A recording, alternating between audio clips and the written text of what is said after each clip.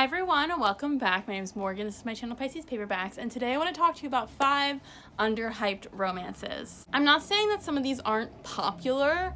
They may be popular, but I personally think that they don't get the hype, the chatter, the recommendations, the attention that they deserve. So I've decided that it's my time to get on my little soapbox and talk about 5 romances that I absolutely adore. My hair looks like this because I got caught in the rain walking home. So that's awesome, but I still wanted to make this video, so let's just dive right on into it. So the first book I want to talk about, and the one that actually inspired me to make this video, is Radiance by Grace Draven. You've probably heard of this book if you're in like the fantasy romance space on YouTube, especially if you were kind of in that area back in like 2019, 2020, which is when I read the book and first heard about it and people were talking about it. But this book came out in 2015, and I feel like now that book talk is like really going in with romantasy and like fantasy romance even more than they were before.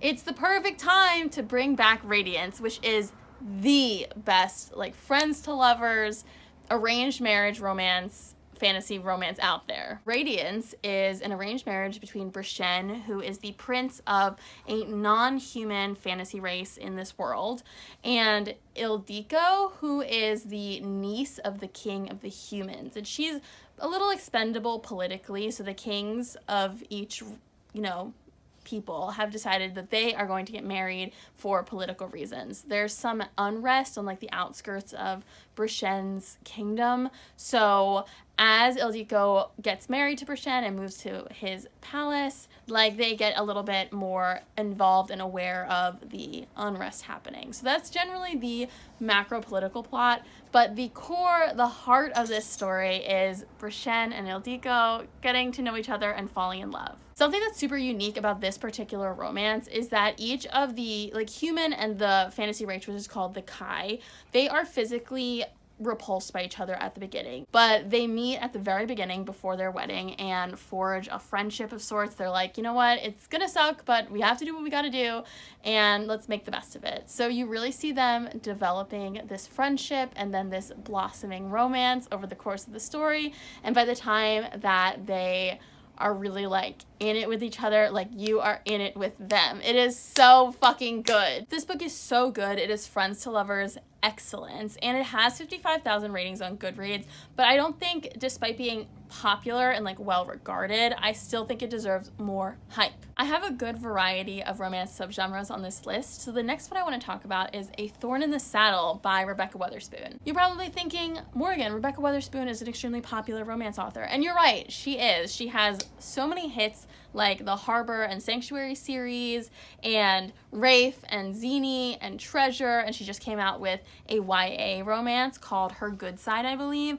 But this book only has 726 ratings on Goodreads, and it is one of my favorite contemporary romances that I have ever read in my entire life. It is so fucking good. As you can see from the cover, A Thorn in the Saddle is more of a Western cowboy themed romance, although I'm telling you now, I don't particularly love that particular like cowboy romance trope.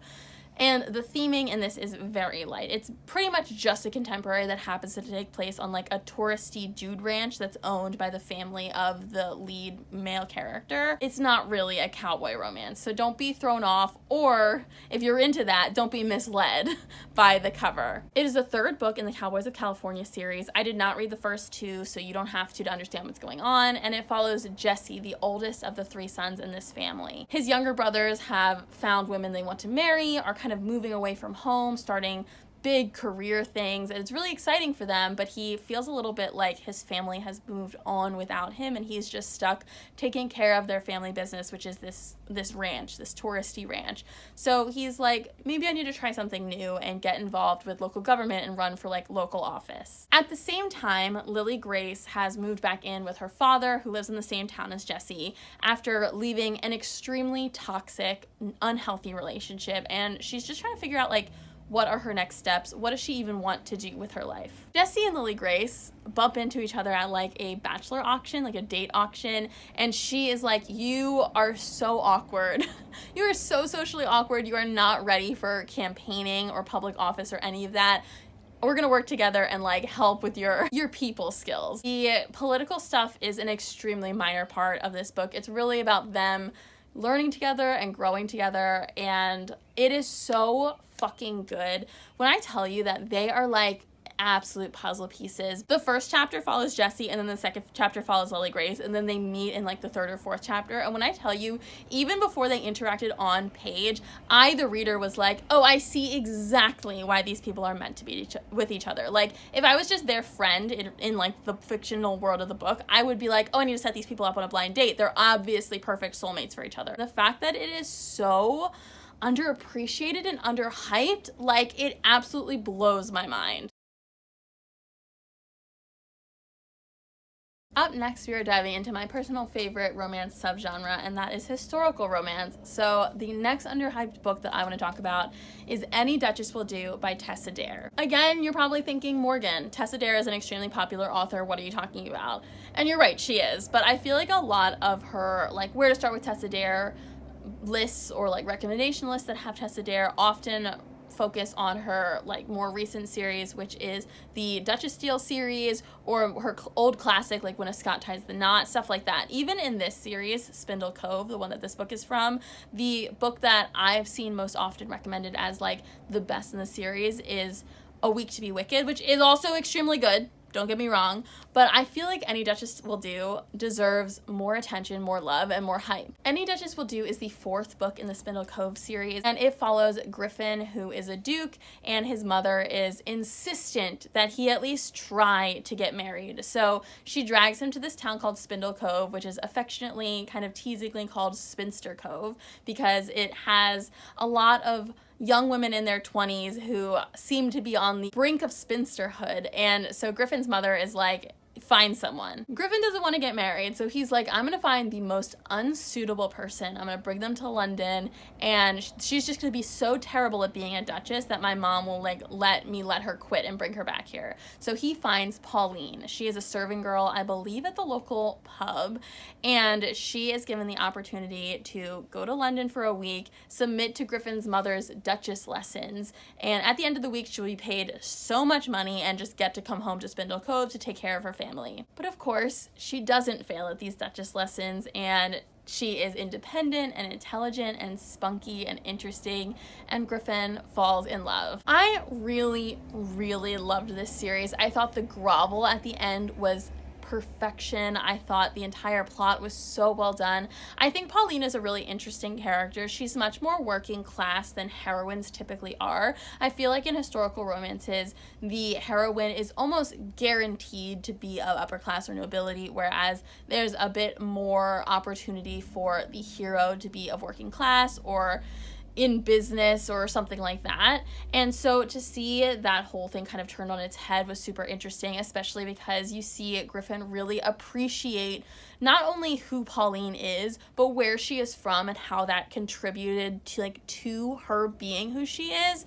And I absolutely fell in love with this book. It is so fucking good. I have two more books that I want to talk about, but I'm going to be honest, the next two books are ones that I actually read this year, so I have been talking about them on this channel, although I do still believe that they are underhyped, so I'm going to talk about them again. But it was really these first three books that I really just wanted to bring to people's attention again and be like, where is the hype? Where is the love? Because they're so good. And I know that they're backlist titles, but that doesn't mean that they stop being amazing. You know what I mean? The next two books I'll be a little bit quicker with, but the first one I want to talk about is Sweet Vengeance by Viano Oniomoh. I've talked about this book a lot on my channel, I feel like, because I read it in February and I absolutely fell in love. But I think that she is just not getting her flowers in the monster romance category. I think this is her only monster romance so far, but it is so good, I can't even begin to tell you. So Sweet Vengeance is about Joy. She's a woman living in Nigeria, and she unfortunately has been assaulted, and so she's dealing with like the emotional and mental fallout of that,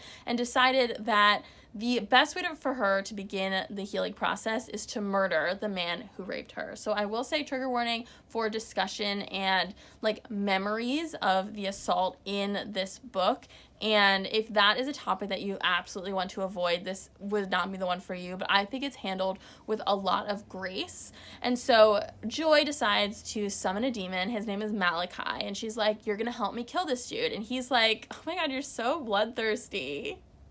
Yeah, I'll totally help you. You're so cool. And so he decides to help her. They make a deal and they go through with this murder. And over the course of their deal, they fall in love and they have a lot of great sex. And it is so, so good. I think that something that's interesting about this setup is that in this relationship, Malachi is absolutely like a cinnamon roll hero despite being a demon. Yes, he's a demon from hell, but he's only like 30 and he doesn't really know anything about humans. So he's also learning about like how to take care of Joy and what she wants and how to be there for her, and it is so, so good. I think I have seen a few people talk about this book on TikTok, but I just don't think it's enough for how popular monster romances are, and she's just exceptional. And she also just came out with a new book like yesterday from when I'm filming this, so probably a week ago from when you're seeing this. It's called Just for the Cameras. I'll put the picture of the cover up on the screen. She tweeted about it and called it delightfully filthy but also disgustingly romantic, and like honestly, do you want anything else? Do you need anything else? Lastly, I want to talk about the Big Bad Wolf series by Charlie Adhara. I read the last 4 books in this 5-book series this month, so I've already talked about them a lot, and I haven't even done my end of the month wrap up yet, so you will be hearing about these books again.